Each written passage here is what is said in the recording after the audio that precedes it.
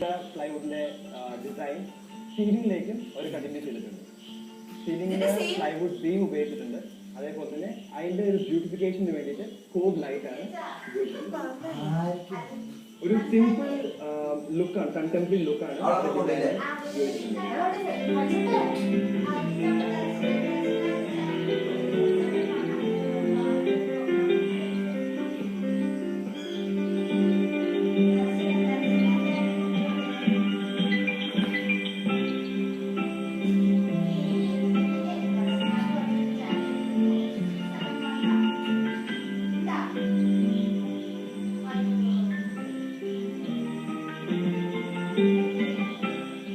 Dining റൂമിൽ തന്നെയാണ് ഇതിന്റെ വാഷ് ബേസിൻ അറേഞ്ച് ചെയ്തിട്ടുള്ളത്.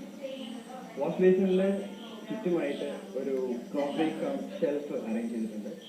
അപ്പോൾ ഇത് മൊത്തത്തിലൊരു ടോട്ടലി ഒരു സിമ്പിൾ എലഗന്റ് ലുക്കാണ് ഇതിന്റെ ഡിസൈന് ഇവിടെ ചെയ്തിട്ടുള്ളത്.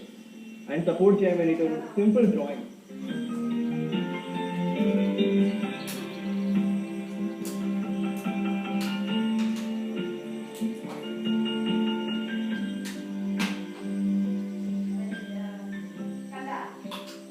ഡൈനിങ് റൂമിൽ നിന്ന് ബെഡ്റൂമിലേക്ക് പോകുന്ന പാസേജ് ഏരിയയിലാണ് നമ്മൾ നിൽക്കുന്നത്.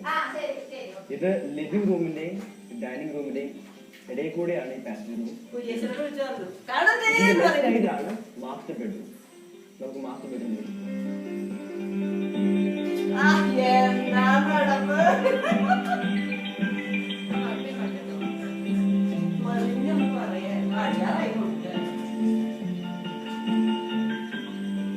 നാളെ റിപ്പീറ്റ് ഉണ്ടോ?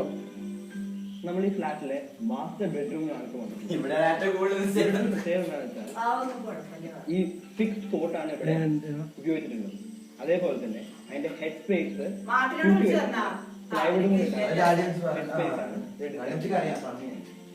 അവിടെയും ഇവിടെയും കാണാൻ പറ്റുന്ന പോലെ ഡബിൾ കളർ കബേർഡ് ആണ്.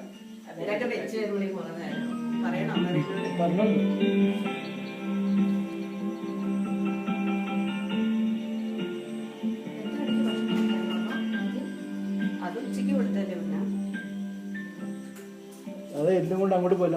മാസ്റ്റർ ബെഡ്റൂം ഡ്രസ് ഏരിയ ബെഡ്റൂമിൽ കുറച്ച് വ്യത്യാസമായിട്ടാണ്, അല്ലെങ്കിൽ എല്ലാം കൊണ്ട് അങ്ങോട്ട് പോകും. പ്ലൈവുഡിൽ നിർമ്മിച്ച ഒരു ഷെൽഫും അതേപോലെ തന്നെ ലോങ് സൈസ് ഇവിടെ ഡിസൈൻ ചെയ്തിട്ടുണ്ട്. മാസ്റ്റർ ബെഡ്റൂമിന് അറ്റാച്ച്ഡ് ആയിട്ടുള്ള ഒരു ബാത്റൂം ഉണ്ട്.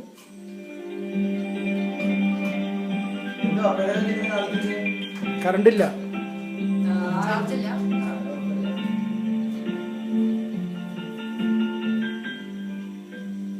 ലിവിംഗ് റൂമിലും ഡൈനിങ് റൂമിലും കണ്ട അതേ ഫ്ലോർ പാറ്റേൺ ആണ് ഇവിടെയും നമ്മൾ ഫോളോ ചെയ്തിട്ടുള്ളത്.